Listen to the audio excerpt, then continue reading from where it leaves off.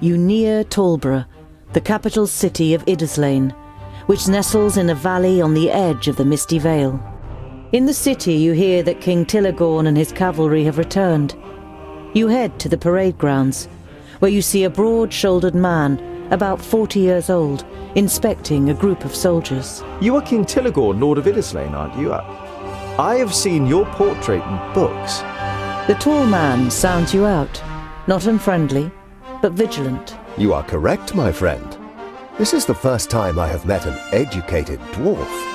And it's the first time that I've met a king. You reply, quick-wittedly, yet truthful. The king cannot help himself but smile. You are clever and good with words. A sharp tongue is sometimes more valuable than a sharp axe in this world, and more dangerous. We've fought against orcs in Axeldale and Goodwater. Axeldale and Goodwater? The king seems to ponder for a moment, as if he were searching for the names on an imaginary map of his kingdom. Finally, he nods. How bad is it? There were losses, but we defeated the orc armies, and both villages are safe again. You defeated them? The king sighs with relief, and it seems as though a heavy burden has fallen from his shoulders. I'm glad to hear that. We were pressed to make it there on time. We rode for 4 days and 4 nights to get thus far. I didn't want to stop, but the horses needed rest, and we had to take the wounded to the capital after the orcs' onslaught. Tilligorn takes a deep breath and breathes out calmly. The good news is certainly welcome. Thank you very much, my friends. You politely take your leave of the king. He promises to take care of the dead bodies in Axeldale and Goodwater, and from his determined expression, it is clear what he would do to any orc that comes too close to his army.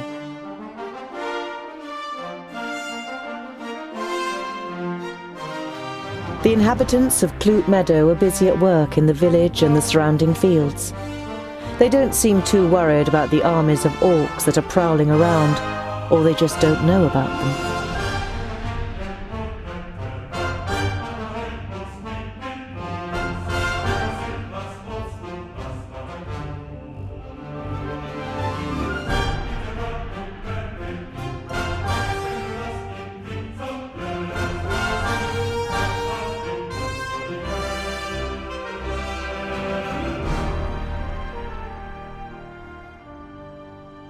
A colourful trader's wagon drawn by 2 stocky horses is coming towards you.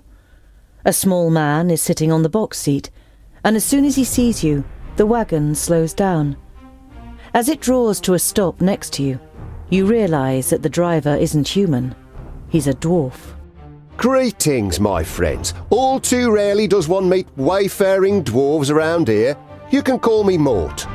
Greetings, Mort. I am Tungdil. This is Boindil and Boendal. You are happy to meet another dwarf, and such a friendly and eloquent one at that. Wayfaring dwarves may not be common, but a travelling dwarf trader? Now that really is weird. Then you see what great luck it is that we've met like this. Come, have a look at my wares. I'm sure you'll find something to make a dwarf's life a little sweeter. I'll make you a good price. Mort, I hope you don't mind me asking, but which kingdom are you from? The dwarf's clothes seem more like those of humans, and he isn't bearing any coat of arms. My kingdom? Is that important? I'm my own kingdom. I go where I please and enjoy the fresh air and the sun on me skin. At your side, Boindil is tensing his muscles, and you think you see from the corner of your eye his hands moving a little nearer to the handle of his axes. Is your kingdom important? You two must be secondlings, right? I can tell by your armour. But you... He looks you over for a while. You're not a secondling, are you? As you yourself don't know for sure which kingdom you belong to, you give no answer and just shrug your shoulders. Mort throws you a knowing glance and nods slowly. Where are you heading? To Clintel, a small village where I can expect to do very little business. But the people there are nice and kind. I've known some of them since they were smaller than me. Isn't it astounding how much they managed to achieve in such short lives? After glancing at Boindill's grave expression, Mort continues unfazed. I can say in all certainty that there's not the same ambition to make a difference and change things in our halls. That is because there is no reason to change things if you do them right first time. We dwarves think first before acting. As it is Boindill of all people making such a claim, you're sure it must be a joke. But your friend continues to eye the trader with a serious and distrustful look.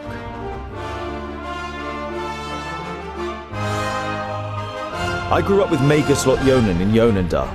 I would have given anything to meet someone like you. I rarely leave this area. People know me here, so the abuse isn't too bad. Mort shrugs his shoulders, as if it were no big deal. When he sees the concerned look on your face, he adds, I don't blame them. It's our fault too. We turned our backs on other races. People fear what they don't know.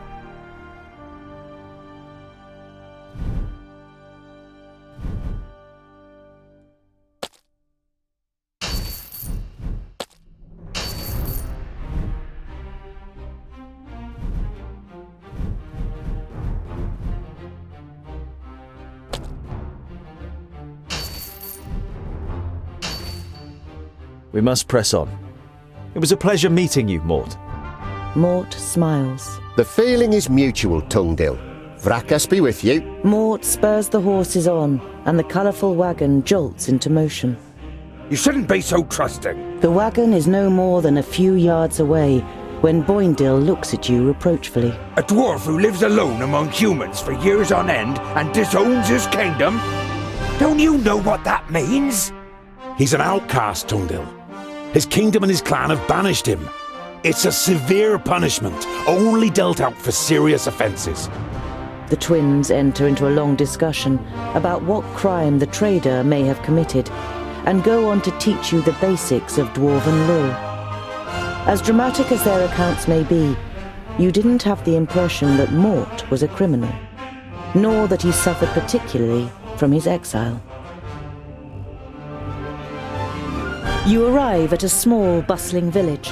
One thing is clearly missing from the lively scene: the sound of metal on metal from the village smithy that would normally be heard above everything else at this time of day. A dour, grim-looking man is sitting in front of the forge with his right arm in a sling. His expression brightens as he sees you, and he jumps to his feet. Dear dwarves, could I interest you in helping me in my workshop for a day? The man's expression is somewhere between desperation and hope. As you don't answer immediately, he continues. You will, of course, be royally rewarded for your work. I can offer you 100 gold pieces. What happened to your arm? A stupid accident. A box of blanks fell down. I was trying to catch it. It will heal, fortunately, but I won't be able to wield my hammer for a while. You must have quite a backlog of work. You nod sympathetically. You always felt bad if you were ill or couldn't work in the forge for some reason or other. Loads. But if what I hear about the metalworking skills of the dwarves is true, it will be easy for you to manage it in a day.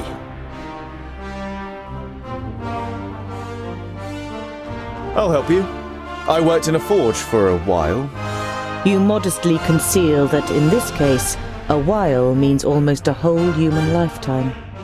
A little later, you are standing in the workshop, examining the smith's inferior tools, while he fires up the forge and prepares everything for the job as well as he can with just one good arm. You weren't able to persuade the twins to help you.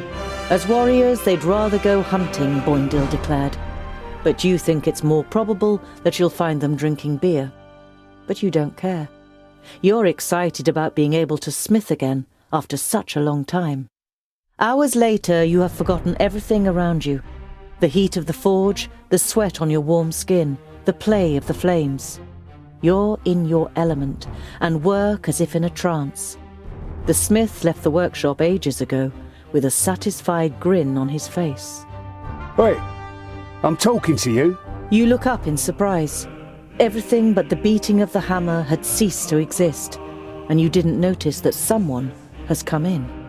Can you do it? You immediately dislike the middle-aged man.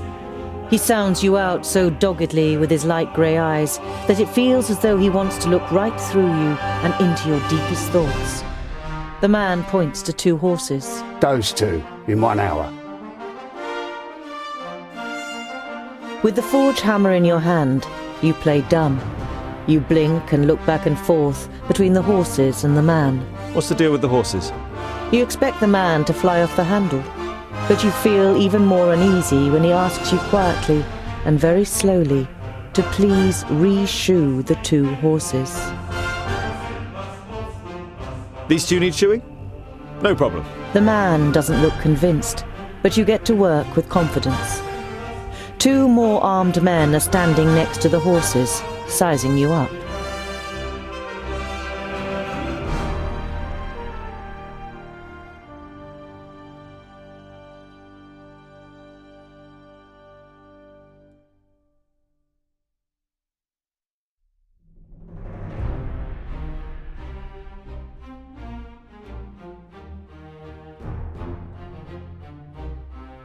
You concentrate on the work.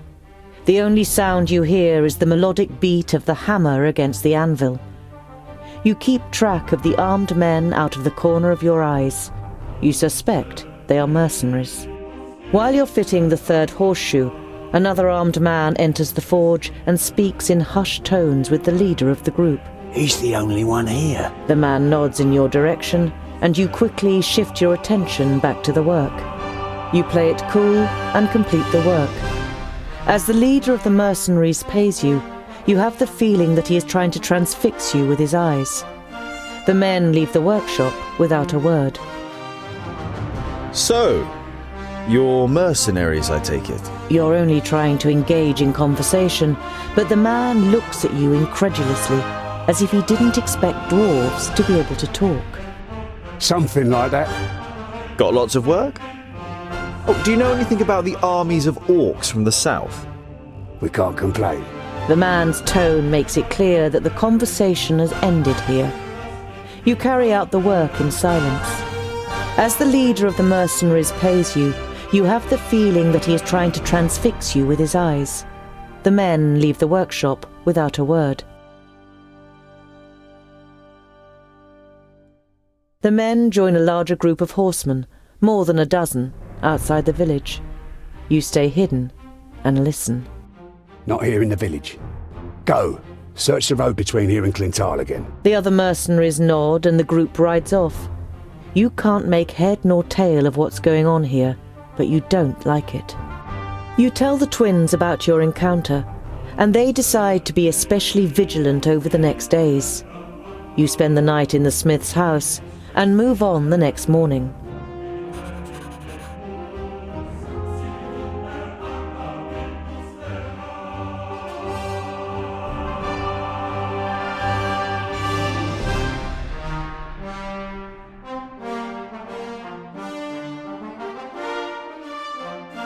The hamlet of Sungird certainly lives up to its name. You arrive as the sun sets behind the tower of a Palandial temple, lighting up its stained glass. There's a shop in the village, and through the window, as well as some everyday objects and food, you also spy a shelf full of books. A small bell rings as you enter the shop. The twins look around, but seem rather disinterested, until they discover a couple of gemstones on display. On the wall to your left is the bookshelf you saw through the window. It's quite unusual for a village shop to sell books. You stroll towards the bookshelf and read some of the titles written on the spines of the books. You know many of the works from Lot Yonan's library. Oh, by fracas, look, dear brother! The scholar really is looking at books! It's an interesting selection, Boindle. I could make some recommendations for you.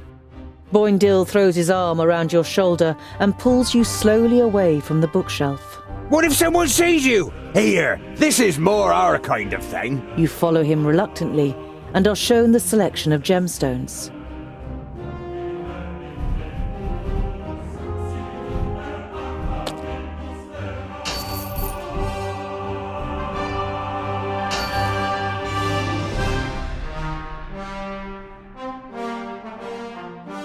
Boindil is walking next to you in silence. Now and then he looks at you from the side. And you really do like books? Yeah, I'm curious. And you could find many answers in books. Won't you have found all the answers at some point? Quite the contrary. The more books you read, the more questions you ask. I knew it. Oh, just a waste of time. The closer you get to Parista, the livelier the streets become. Many of the large buildings in the city are even taller than the high city wall. But one building towers above them all, the palace. Its dome gleams white in the sun. It is the seat of the Council of Magi, and its central tower, which juts high into the sky, serves as a waypoint for travellers as far as 50 miles away. You reach the Council's palace, but are stopped in front of its gates by a guard. The Council of Magi is convened to take care of the parish land. They mustn't be disturbed. I know, but I need to speak to Lot Yonan. I'm sorry. No entry.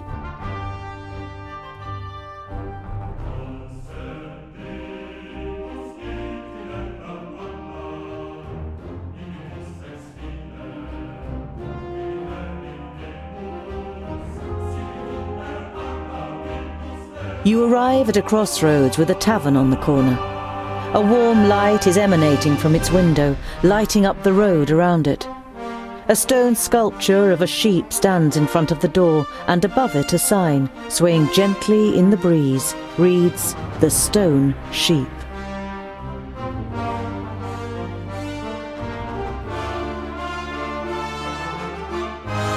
You observe the surroundings, but the road is empty and no one leaves the tavern. You notice a broken window on the first floor, which has been boarded up with planks. Something wet drips onto your nose, and you look up to the cloudy sky with a bad-tempered expression. Huh! Why are we standing here and just getting wet from the outside? You enter the tavern with a determined stride, and are greeted by a thick wall of pipe smoke.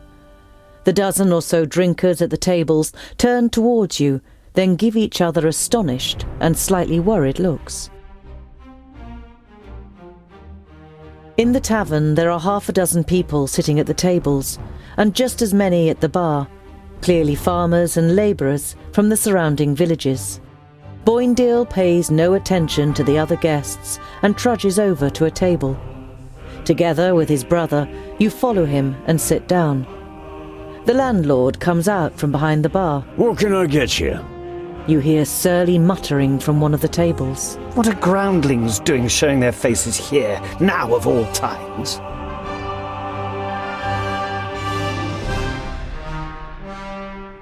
You turn to the guest who'd muttered something about groundlings. And why is it so strange that we're here? The man glances up briefly, and then stares drunkenly at his tankard, and mutters with a slur, Don't play the innocent. The orcs are terrorizing our lands. And whose fault is it? You let them in. I was not at the Stone Gateway, and I don't know what happened.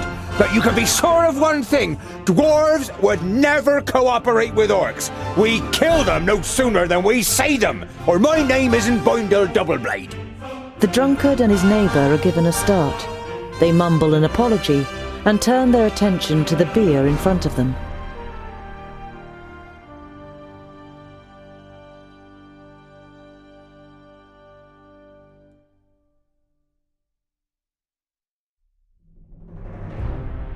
You stand up and turn to the room. This round's on me.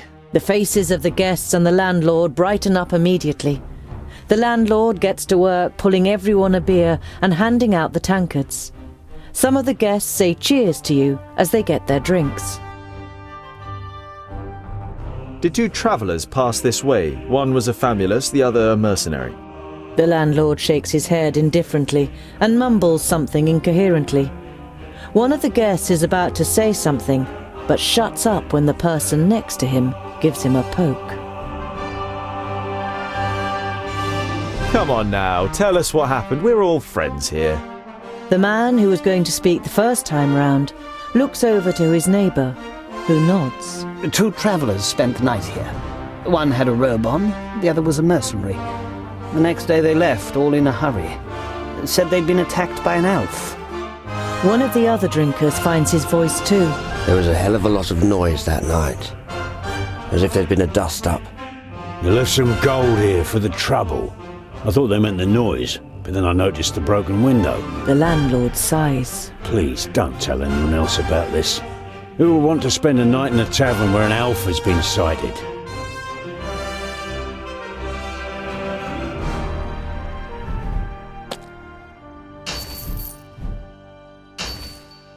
Despite Boindeal's loud protestations about wanting another drink, you say goodbye and set off on your way accompanied by the twins.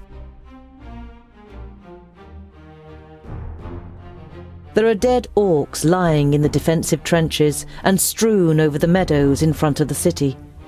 Some of the locals are busy throwing the bodies on pyres, while others repair the minor damage done to the city wall. You enter the city and the garrison at its centre without being spoken to. It is only when you reach a heavy oak door that leads, you assume, to the commanding officer's headquarters, that you are halted by a guard. Dwarves, eh? Seems we aren't to be spared anything these days. What do you want?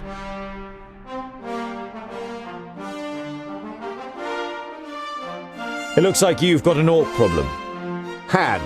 Our scouts detected the army early on, and we were able to repel them without any great losses. A small army of orcs like that couldn't breach our mighty walls. Your mighty walls look like they're about to collapse under their own weight! The soldier isn't intimidated by Boindil.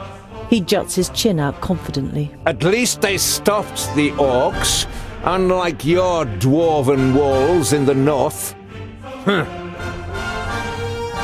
I didn't know that Steepleton was so big. Impressive place. We have fertile meadows. That's what we have to thank for the city's growth in recent years. At the time of my grandparents, Steepleton was nothing more than the tower on a hill with a couple of houses. Now we have a market, a temple, and of course there are royal messengers stationed in the tower, which doesn't do the city's coffers any harm at all. You said you had messengers here. I'd like to send a carrier pigeon to Lot Yonin in Yonendar. Lot Yonin in Yonendar. No problem. It will cost you 90 gold pieces. If the carrier pigeon delivers my message safely to Lot Yonin, then it's worth its weight in gold. Then I'll send for a scribe. You can dictate your message and thank you, but I can write it myself. Paper and ink would be sufficient. The guard nods. You don't blame him for thinking you are illiterate. Very few ordinary folk can read or write. Once you've been given the writing implements, you write down a summary of what happened at the meeting of the Alf and the Orcs. I must speak with your commander. Commander Valor doesn't have time. He's still very busy dealing with the aftermath of the Orc attack. Commander Valor is dealing with the Orc problem, and I have important information concerning it. I witnessed a meeting of the Orc Lords. The guard eyes you with interest and tries to judge whether you can be trusted. Finally, he stands up, opens a door, and enters the room ahead of you. The commander looks up from his work. The guard repeats what you told him. Your information about the orcs could be useful. We have fought them back, but not yet defeated them. Come in. The commander listens attentively, and now and then asks questions, as you tell him about the 3 orc armies and the meeting of the chieftains with the Alf Sintharas. This sounds very grave. I will send out messengers. We must be prepared. The Orc army that attacked you was able to escape? What was left of it? They headed south. Unfortunately, I can't send anyone after them until the damage to the wall is repaired. To the south? Towards Scalebrook, perhaps. We defeated an army of orcs down there. It wasn't an easy fight, but they'd already taken a bit of a beating. By Steepleton's soldiers, I assume. The commander looks at you and seems torn for a moment. Then he pulls himself together. Perhaps you didn't know, but the administration had a bounty on the heads of that horde of orcs. Here, this gold is well deserved. We must press on. Farewell, Commander Valor. Kill as many orcs as you can, dwarves. Palandir will be with you.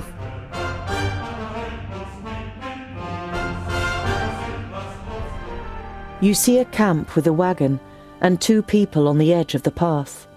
Behind them, Black Saddle towers up above a thick, dark forest, about a half a day's journey away.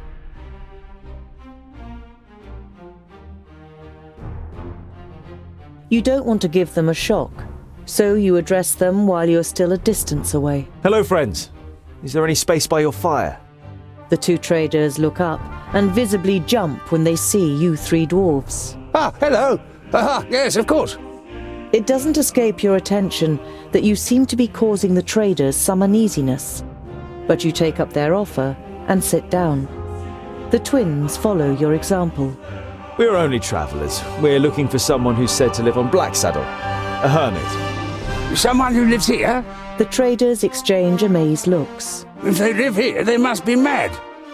Normally we wouldn't stop and rest here, but the horses are too exhausted. Our departure from Parista was delayed and we must have driven them too hard. Why does Black Saddle make you feel uneasy? It doesn't look particularly inviting, but it's only a mountain. Only a mountain? You don't know the legend? The trader looks at you and the twins for affirmation, but you all shake your heads. Black Saddle was once known as Cloud Piercer, and it towered up into the heavens, the upper slopes of pure gold and the summit covered in snow. The humans wanted to attain this wealth, but the smooth slopes and the dazzling summit made the climb impossible. They called on the dwarves to help them. They were able to tunnel up through Cloud Piercer to the top. They hollowed it out and carried away the gold. The humans demanded that the treasure be shared, but the dwarves refused, and as they argued, the mountain began to tremble. There were too many holes inside for it to hold together. It collapsed and buried both greedy parties underneath it. The mountain lost its tremendous size and its beauty, and ever since has haunted both humans and dwarves with its erosive hatred, causing even the rocks to turn black over time. Pfft, never heard of it. Sounds like human tittle-tattle. Dwarves would never hollow out a mountain so much that it collapses. You come from Parista. How are things there? No news to speak of, I'd say. Well, except for Nudin the Knowledge Lusty. You know Nudin the Knowledge Lusty. Lot Yonan introduced him to you many years ago during a visit. What about him? Oh, nothing really. Just rumours. You nod at the trader to continue. He's behaving strangely and disappears into his tower for days on end. And he looks ill, apparently. But that's what someone I know said. Perhaps he got a spell wrong.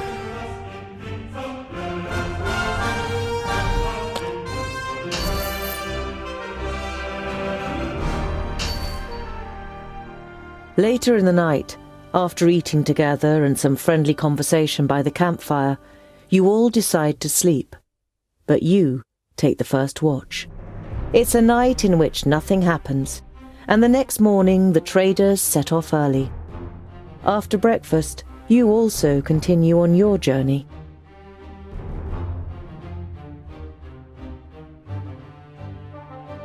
After a march through the thick pine forest, Black Saddle, the sinister tabletop mountain, and your journey's destination rises up before you.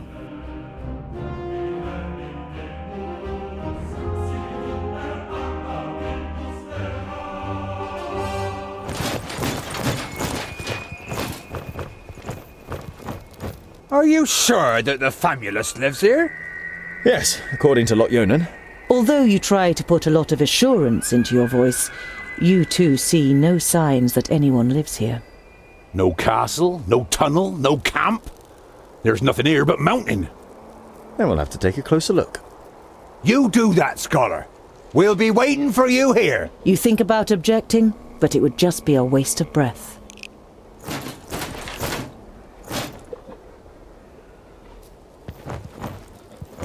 Found anything? Hidden? No.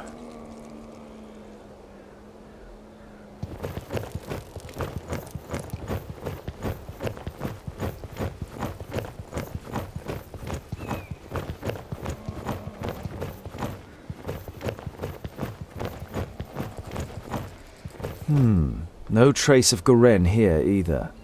If he's close, then there must be some kind of cave somewhere in the mountain.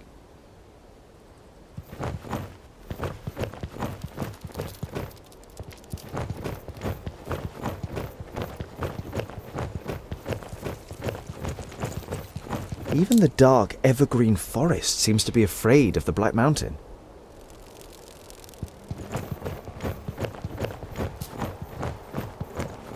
Found it? No.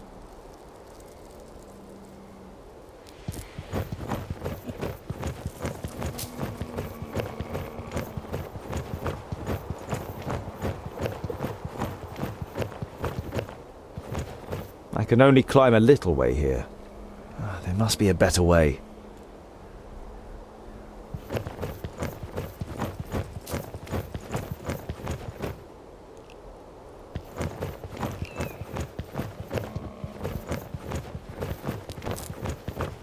An old tree. Looks like it could fall down at any moment. There we go.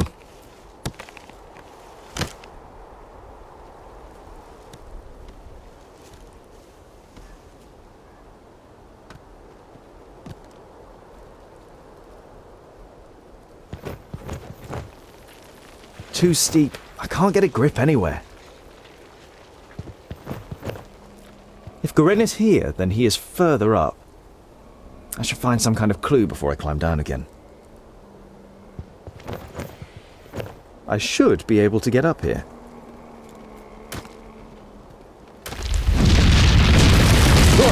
Oh. Phew. That was close. I hope this is all worth it.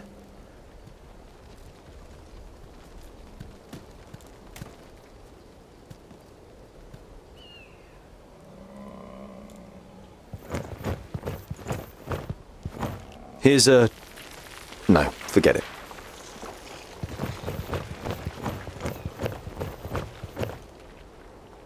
Definitely a rock face.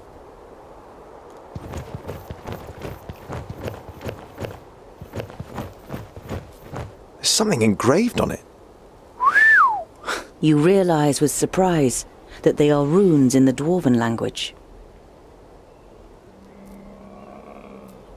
Built with the blood of our enemies, be unyielding as the rock, and soak the land in their blood. Huh?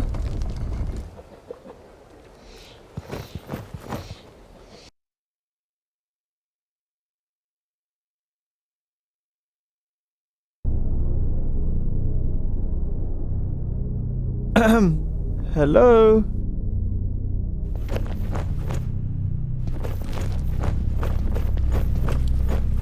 Master Garen? Lot Yonan sent me to bring some items back to you.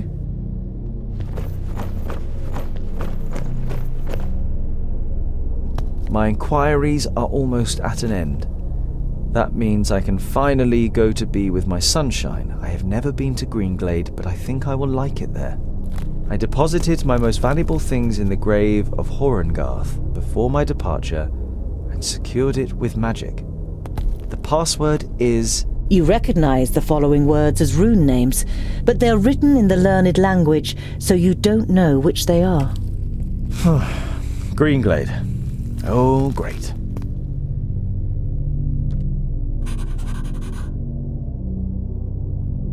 Useful. An eternal flame. I know who taught him that.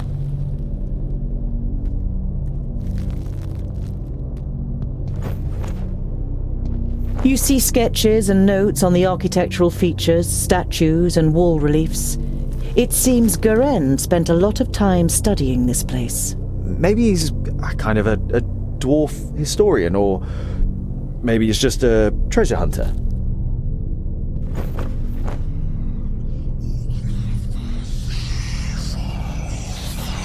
Hello? Is anyone there?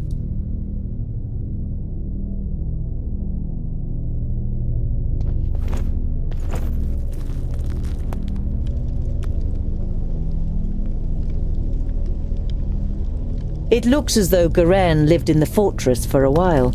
It also seems that he left several lunar orbits ago. He's not stealing. It would just be a shame if the provisions went off.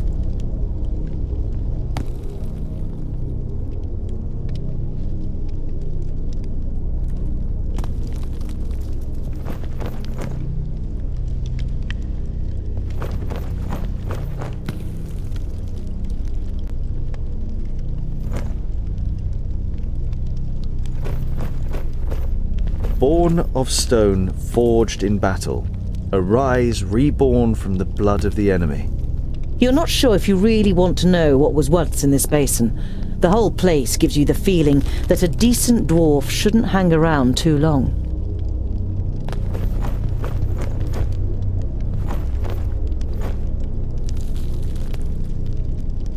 A series of weapons that are all clearly of dwarven origin.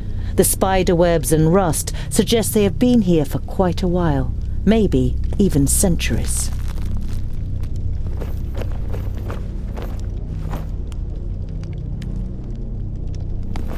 You have difficulty deciphering the scroll. Throw the firstlings in the forge. Beat the secondlings to a pulp. The fourthlings are... The rest is illegible.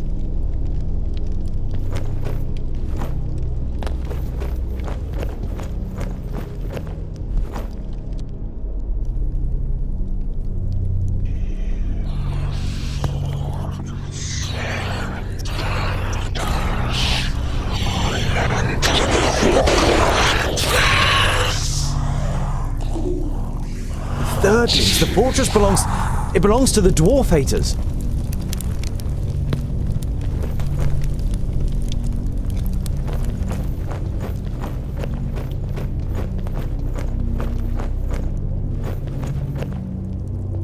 Sarcophagus. Perhaps I could open it.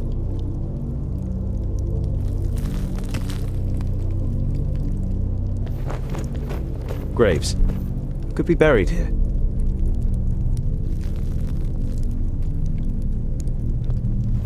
A rune. Clearly magical.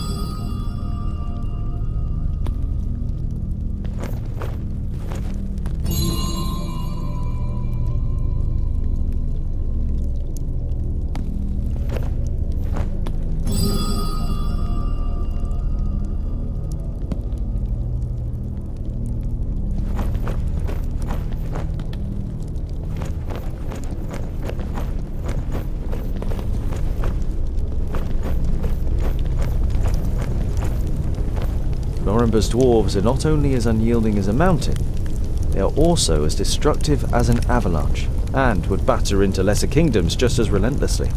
The four should find no salvation in Vracus, only eternal damnation, so that they suffer indescribable torment between the worlds. You have heard of the dwarf haters, but this is the first time you have read their hateful words. You feel sick and turn away.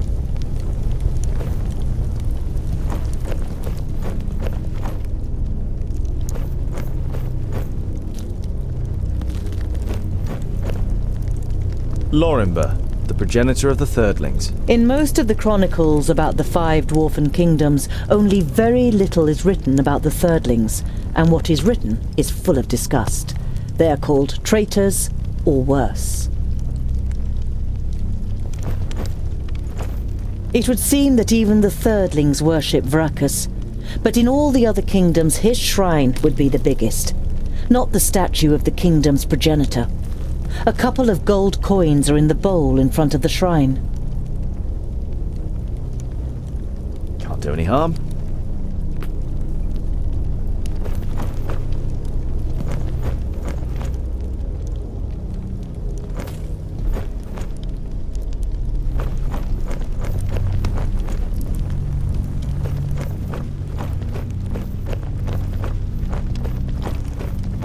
Garen is in Greenglade to visit his sunshine.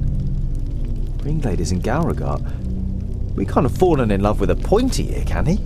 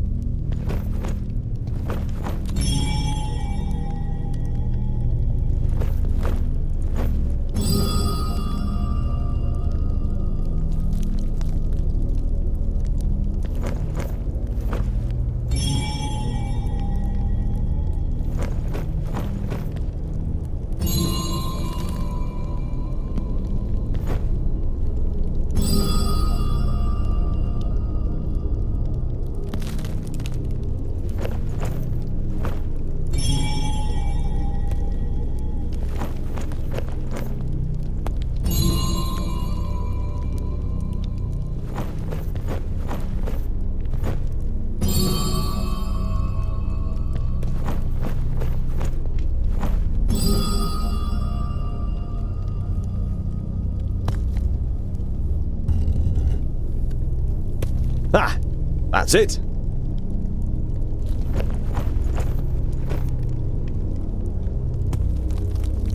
Goren's most valuable belongings. Letters from his lover, a silk scarf that must have belonged to her, and a medallion.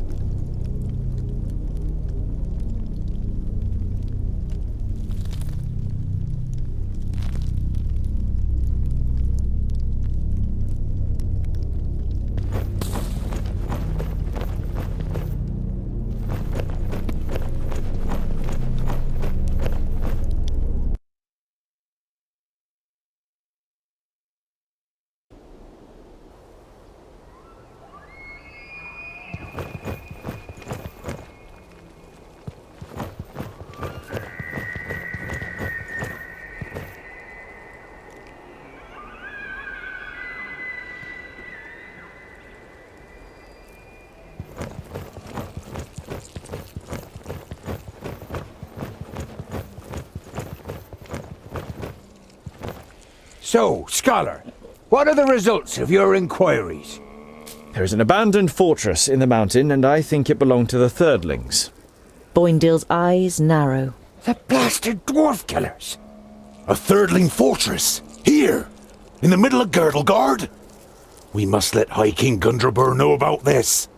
The fortress has been long abandoned by the looks of it. Anyway, I can't go to Ogre's death until I have completed my quest. Goren is in Greenglade. Huh. The High King? Why do you want to bring me to him?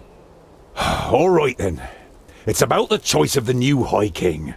Gandagar, the King of the Fourthlings, is with his entourage in Ogre's death and is supposed to ascend the throne. But our acting High King Gundrabur wants to prevent that from happening. He fears that Gandagar wishes to instigate a war against the elves. But what have I got to do with that? Boindale is about to say something, but is silenced by a nudge in the side from his brother. High King Gundrabur will explain everything when the time comes. You look distrustfully from one twin to the other. Boindale has donned an innocent expression, and Boendal doesn't give you the impression that he has anything else to say on the matter. What does this King Gandagar have against the elves? Dwarves and elves just don't get along. Brachus and Satalia made us that way. I know that, but going to war for just that, after all this time? Well, there must be more behind it. They say that the King of the Fourthlings is full of hatred and is a hothead in this matter. A Thirdling fortress? Here, in the heart of Girdlegard? That's strange, isn't it? And worrying. But they've always been wily. They move in the shadows and kill there too if they can. Do you know their story? I've read about it. Lorenberg, their progenitor, rejected the name that Vrachas gave him, who in turn did not give him any special talents, so his kingdom studied war. It helps them defending the East, but it also meant they ended up confronting the other kingdoms. No dwarf would ever even think of injuring one of his kind, never mind killing them. But the dwarf killers are proud of it. When they were even more powerful, they wanted to become the rulers of all dwarves. They are envious of our skills. They haven't been heard of for a long time, but you can be sure there isn't a single dwarf alive who doesn't hate them. Whatever, your High King must wait. I have a quest to carry out in Greenglade. But our quest is... Boindale raises a placatory hand and throws his rucksack onto his back in preparation. Let it be, dear brother. Look at him. He has made his decision, and you will not be able to change his stubborn dwarven mind. You can't help but smile.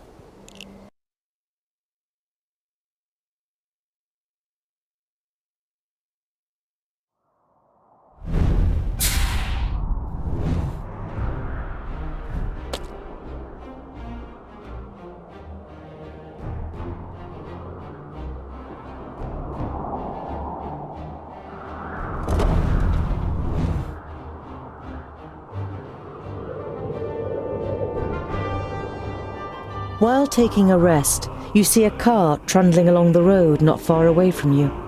A young couple are sitting on the box seat, clearly in love and more interested in each other than the rest of the world around them.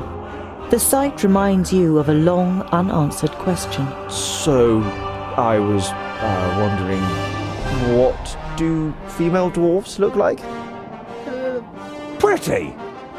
Very pretty. You were expecting a little more information. Do they have beards? No, I would say it's more like fluff. Oh, very attractive. And what do they do? I mean, are they warriors too? In our kingdom, most take care of domestic life.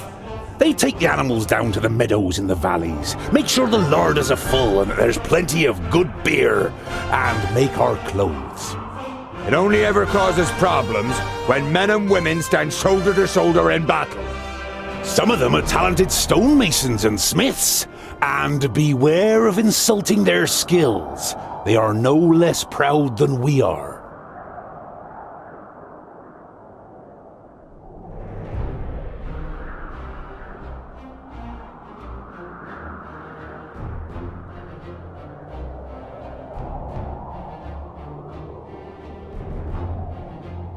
Once again, your journey leads you to Parista and the palace, but once again, your entry is refused. The hamlet of Sungird, there's a shop in the village.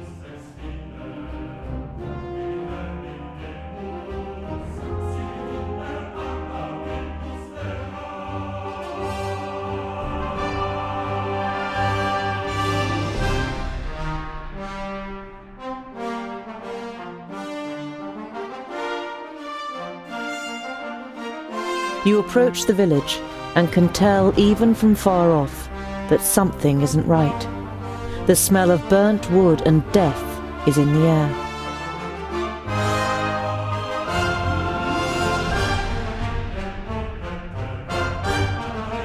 By Rackers. The piggies have really shown those pointy ears. We couldn't have done it any better. Stay alert. I want to find out what happened to Goren.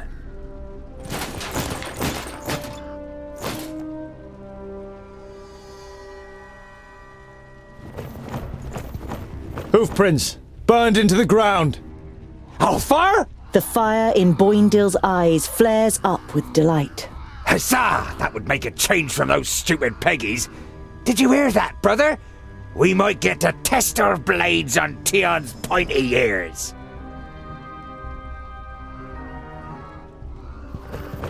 You have read about the elves and their buildings. This here had always just been a small example of their architectural skill, which achieved perfection in Alandur. Now burning and ruined, the pavilion makes an even sadder impression.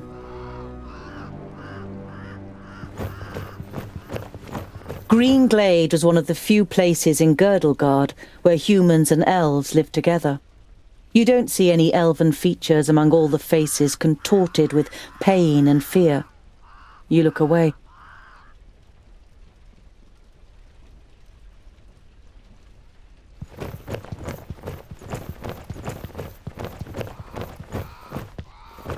The hand that painted this picture was that of a master. It is composed exclusively in shades of red, but every single little detail is painstakingly and precisely reflected.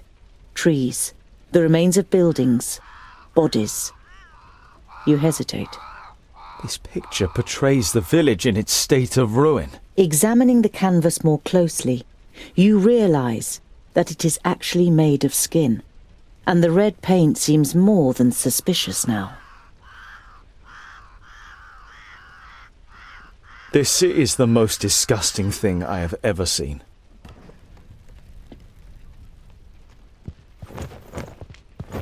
The smell of the smoke has accompanied you for a while now, but here, so close to the bodies, it is masked by the sweet smell of death. You have a bitter taste in your mouth and have to pull yourself together to avoid vomiting in disgust.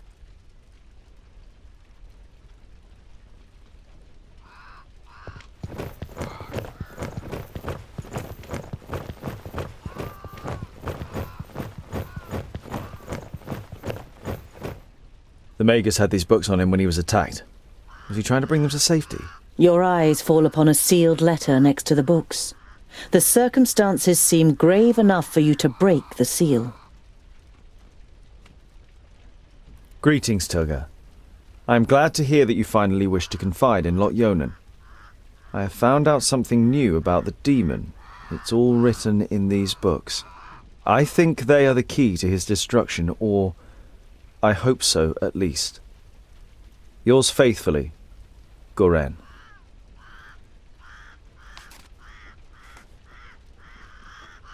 What demon are they talking about? You instinctively think about how the magical barrier is only a few days' march north of here, and beyond it, Varakas only knows what kind of creatures live in the Perish Land. The body of the man is riddled with arrows and is lying in a small patch of undamaged ground, while a sea of flames must have raged in a circle around him. The robes remind you of those of Lot Yonan's famuli. This, plus the fact that the man used magic, makes you quite sure that this is Goren.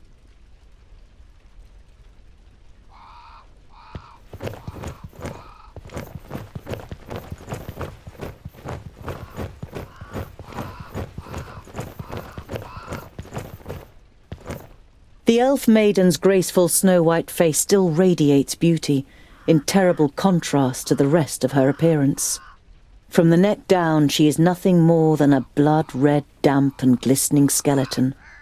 There are long nails sticking through her thin bones, and where her beautiful eyes once were, are now gaping black holes.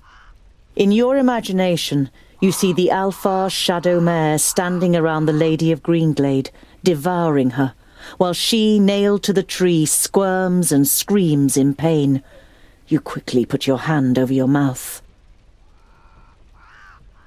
You destroyed my painting. Now I need fresh blood to paint a new one. Huzzah! This will be fun! We finally get to fight! I hope your blood doesn't clot too much. It has to be nice and fluid for my fine brushstrokes. Ha! How do you plan to defeat us, pointy ears? There are 3 of us. Oh, only 3. That makes it easier. She looks over the corpses. Otharin Lueth Buanre! What's happening? That's the perished land. Impossible. Greenglade is south of the barrier. I know of nothing else that can resurrect the dead. Knock their heads off or they'll keep coming back.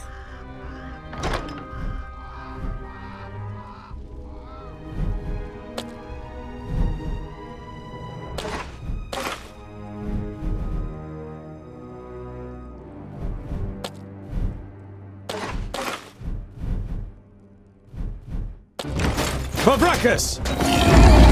Yeah! What is it?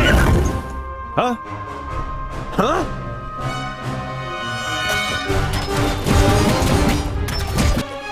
Huh?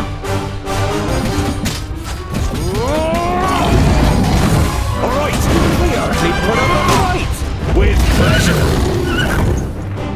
Huh? Yeah! Who's next? Varakas! Yes? And what now? He actually put up a fight!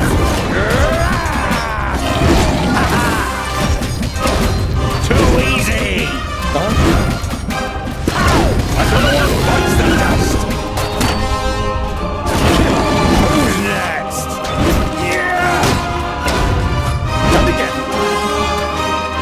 I didn't hear you! Over here! Quickly! Bad luck for you!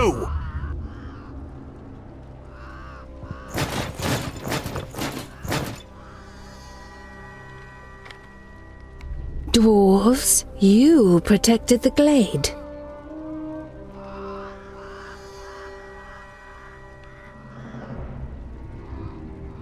The perished land. The barrier has fallen. You can feel your stomach cramping. Unlike Boindale, you can't say a word. The damn Magi only had one job! So this is what it is like to rise from the dead. I feel nothing. I am left with nothing.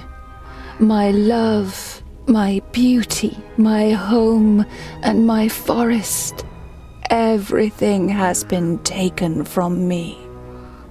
I beg you, have mercy and put an end to my suffering.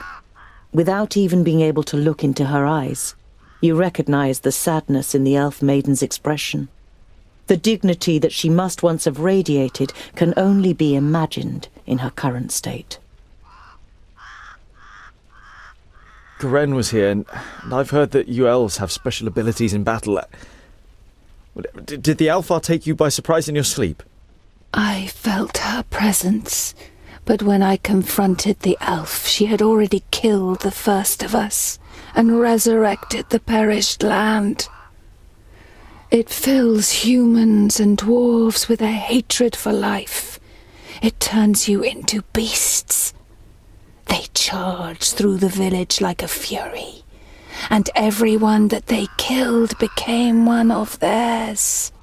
If the perished land spreads further south, then Nodon won't need any orcs, ogres, or Alfar. One human losing their life in the perished land would be enough for the madness to sweep through the land like the plague. Your stomach turns, but you know that it's right.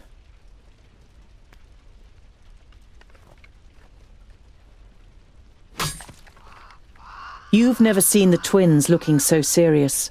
They would pit themselves against any army of orcs, but this is something beyond their power, and yours. We need the Magi. They must rebuild the barrier.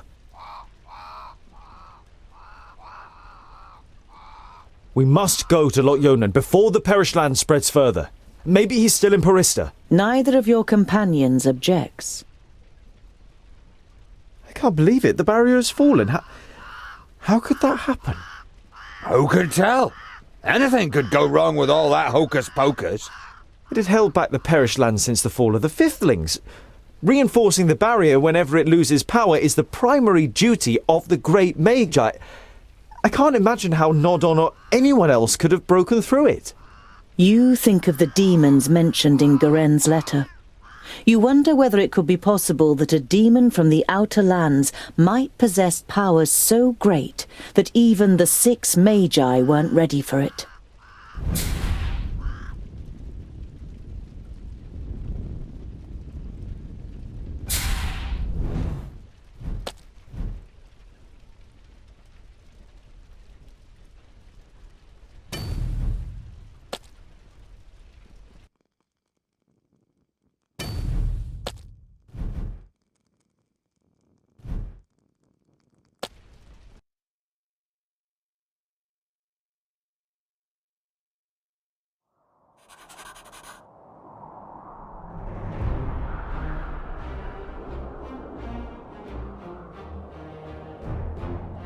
Every evening since you left Greenglade, you have looked at Goren's books and tried to prize out the knowledge that they hold. But now, you must admit to yourself that you can't decipher them. They are written in the learned language for High Magi, and Lot Yonan didn't teach you that. However, you're sure that the books are important. Why else would Garen want them sent to Turga the Fair-Faced? You put them away with a sigh, and your eyes remain on the bag that Lot Yonan gave you. Did Garen ask Lot Yonan to return the magical artifacts in the pouch? You pick up the pouch and look at it. Lot Yonan forbade me from opening the pouch. What the heck? Garen is dead, and you want to know what you're lugging around with you through the length and breadth of Girdlegard. You grasp at the pouch with an uninvolved expression so that the twins don't think you're acting against Lot Yonan's instructions. You undo the knot with nimble fingers. A piercing, bone-splitting sound rings out, and small spheres of light shoot into the air, ending in colourful explosions. By Fracas' hammer and all the fires of his forge! The twins jump up immediately and draw their weapons. You curse and quickly close the pouch again. By the mountains of Girdlegard! What was that, Scholar? I just wanted to examine the magical trap. It's for thieves, in case someone tries to steal the pouch. You try to act normally, so that they don't realise you got just as much a shock as they did. Boindale looks at the pouch with animosity. Magical frippery. The twins sit down again, and you slowly recover. Just like previous nights, you are haunted by the image of the elf maiden nailed to the tree in Greenglade. You wake from your sleep and look around you. The night is unusually dark. Despite your good dwarven eyes, you can only make out Boindale's outline, even though he's keeping watch only a few steps away. You're about to lie down again, but suddenly feel something cold against your throat. Next to you, the pale face of an elf slides into view. Good evening. I'm afraid we missed each other in Greenglade, so my companion had to receive you on her own. You don't have much experience with Alpha, and only want to act when you're sure that it will achieve something. Don't worry, I won't kill you. Not yet. Do you know what I am going to do instead? You feverishly search for an answer, but you can't even imagine how an Alpha thinks. I will kill everyone who means anything to you. I will destroy your life, and you will sink into hopelessness, groundling. Your downfall is called Synthoras. You tense your muscles, readying to defend yourself, but suddenly realize that the blade against your throat has disappeared. You look around, astonished. The elf is nowhere to be seen. You look over to Boindale, who is easy to recognize in the bright moonlight. Next to you, Boindale smacks his lips in his sleep. You touch your throat, and when you don't feel anything, you breathe out, relieved. Just a nightmare. At least that's what you tell yourself. But you don't close your eyes for the rest of the night. The hamlet of Sun, there's a shop. Boindale unwraps his dwarf cheese again and cooks it on the fire. When he offers you a piece, you take it. I knew we'd make a dwarf of you in the end. You chew on the cheese so you don't have to answer. It tastes better than you first thought. You reach Parista and go straight to the seat of the Council of Magi. The guard looks around nervously. Lightning bolts. A couple of days ago. Not like in a storm, but in all the colours of the rainbow. On the next day, we were told that the Magi had all departed again, and Master Nudin was not to be disturbed.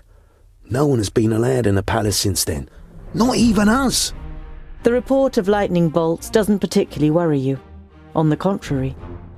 If the Magi have travelled back to their kingdoms, it can only mean that they were able to reinforce the barrier.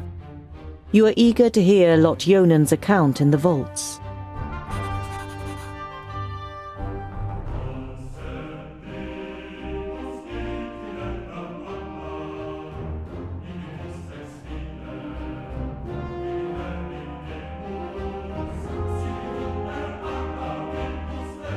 Once again, you walk to the nearest empty table with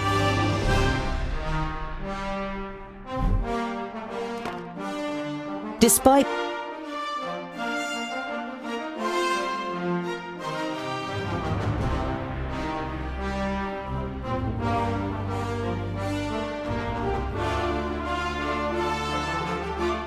Why are the Magus' vaults here in the middle of nowhere? And why does the Lord of Yonandar live in a vault and not in a castle? It's to do with the magical fields that spread out under Girdlegard, so the 5 magical realms are found where the fields are at their strongest. And that's why he lives in the vaults? To be closer to the underground magic? No, it's more to do with security. 200 students of magic and a source of almost unlimited magical energy. The Magus thought that an underground vault was a more suitable place to train than Master Nudin's tower in the middle of Parista. When your journey leads you once more to Calmstead, the villagers recognize you from far off and greet you warmly. Once the children notice you, they come running and bombard you with questions about dwarves. You talk to the children and the villagers until it turns dark, and after a short night, you set off again.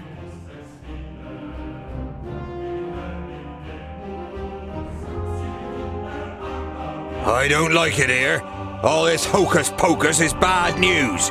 Us dwarves know that and keep well away, just as Vracus commanded. I hope you know that too. I cannot perform magic, and I've never attempted to. Nevertheless, please show respect. Remember that it was Lot Yonan who took me in and saved me. Now then, it would seem that the tongue of the learned one becomes somewhat haughtier, and his sentences doth wind most strangely as we verily approach the vaults. You can't help but grin guiltily. With a beseeching glance at the twins, you step into the area in front of the vaults. Seeing no one there you might greet, you and your companions enter your old home through the open gate.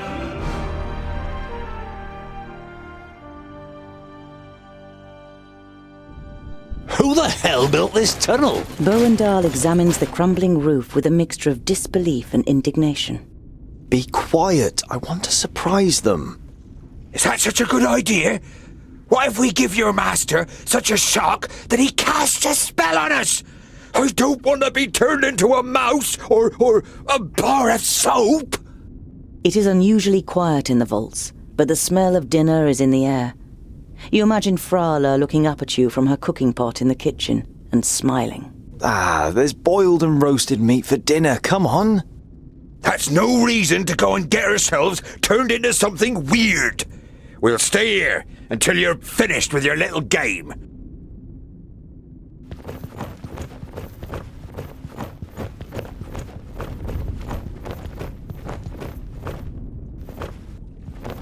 Ikana isn't in her cradle. Where could Frala have taken her?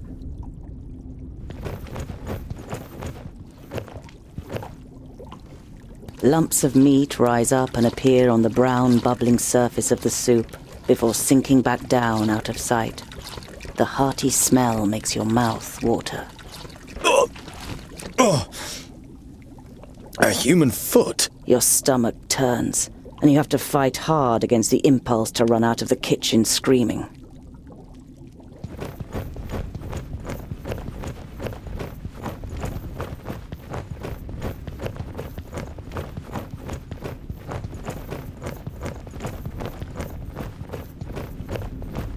You look around the workshop with growing panic. No one to be seen. A couple of weeks ago, this anvil was my whole world. Now my world's a whole lot bigger.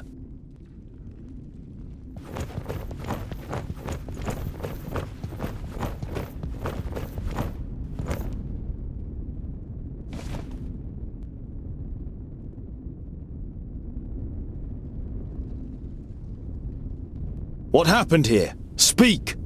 Another one.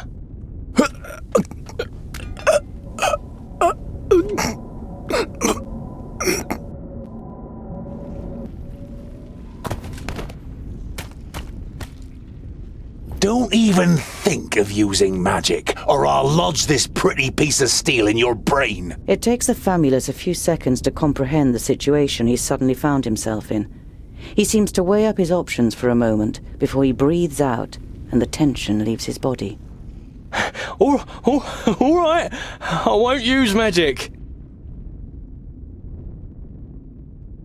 Why are you snooping around in Lot Yonan's study? What are you looking for?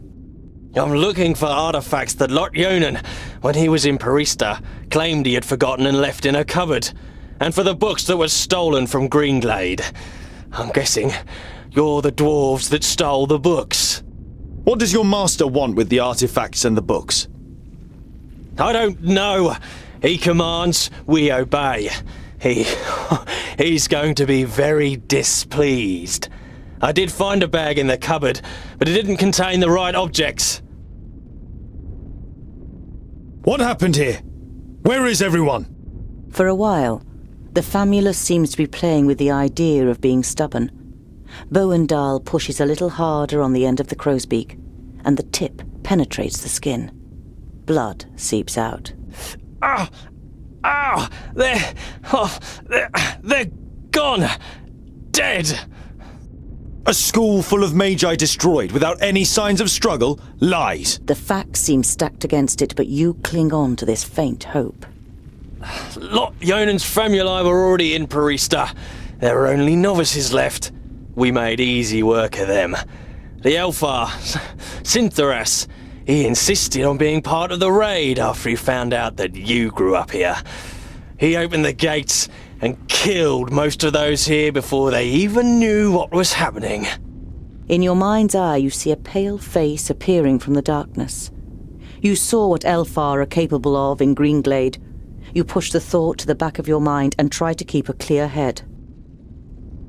Nodon killed him. He killed all of them in Parista. There's no one left in Girdlegard who can take on the last Magus. You're saying that someone took on all 6 of the Magi at once and defeated them? Ridiculous. 5 Magi. My master Nudin is Nodon the Doublefold, the Lord of the Perished Land and soon-to-be Lord of Girdlegard. He killed the masters, and the apprentices followed soon after. They're all gone, and he changed the magic field so that only we can use them. An icy hand grabs your heart. It's impossible that there's only a single Magus left, and he's not fighting against, but for the Perished Land. I've had enough of your lies. They're alive. Lot Yonan escaped and has gathered his apprentices, Frala, and the others around him to fight against Nodon. We just have to find them. The war was over before you even noticed it had begun. Nodon cannot be stopped. He is on his way here and will just... Blah, blah. We will leave immediately. This news is of great importance to the Council of Dwarves. I'm not going anywhere. I have to find my friends and I... Orcs! Lots of them!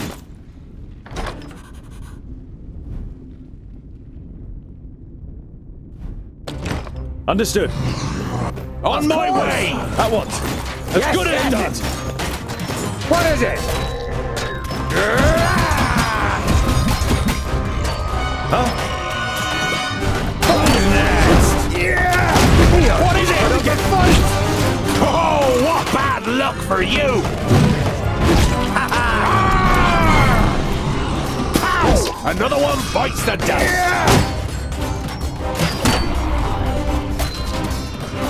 Huh? Who's next? He hardly put up a fight!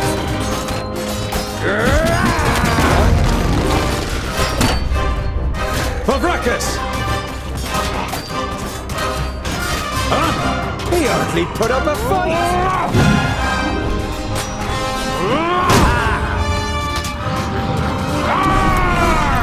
All right! What is it? And what now? Easy! He hardly put up a fight! Kill! And again! End it! Who's next? Come here, you! He hardly put up a fight! Pow! Who's Another next? one bites the dust! As good as done! Pow! Another one bites the dust! I didn't hit you very... There are too many of them! The side door in the workshop. It's our only chance. What is it? On my way! As good as done!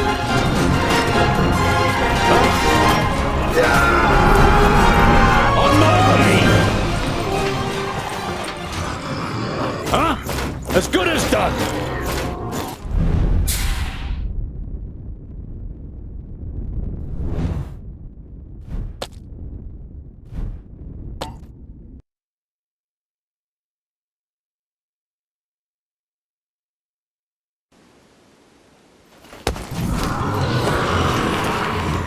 Damn. The first 20 are mine! You have come far, but this is far enough. Give me the artifacts and the books you stole in Greenglade, and I'll set you free.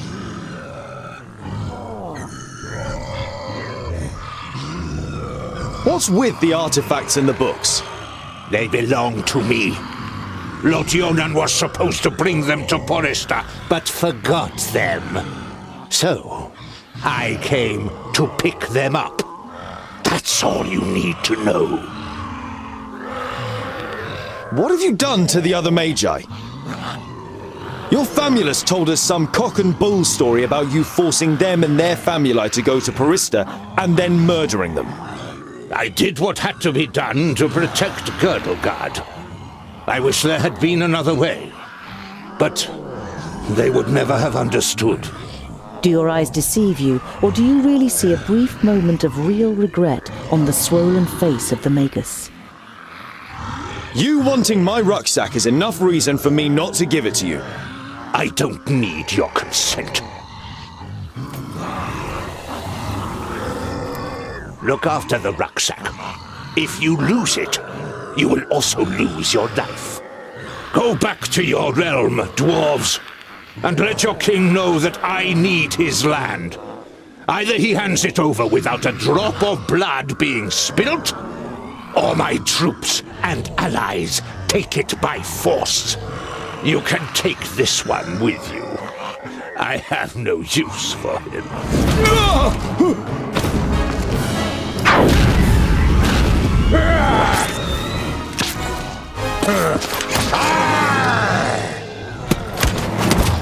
Invisible wizard! Maya! Look!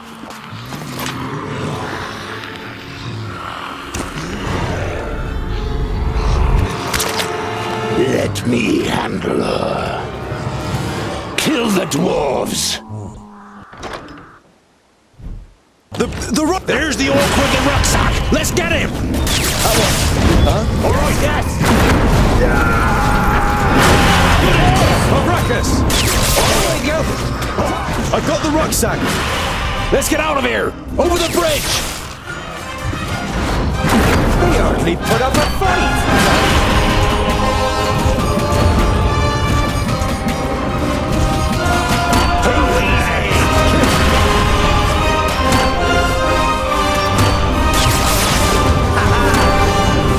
And again! Kill! And again! Another one bites the dust! We hardly put up a fight! As good as done! And dare you!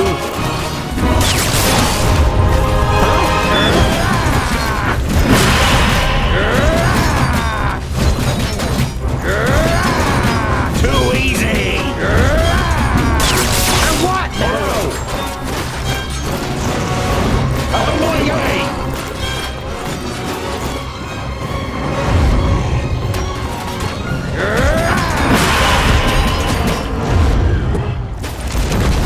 Let's get out of here!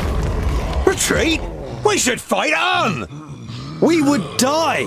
Perhaps you've noticed that Nodon has risen again, headless. He is more powerful than the Perish Land itself, but the key to his destruction is in here. We will return to the Secondlings and tell them what the Magus is up to. We'll be safe at Ogre's Death, and there we can hatch a plan. If we manage to get there. Nodon will do anything to stop us. Then let him try!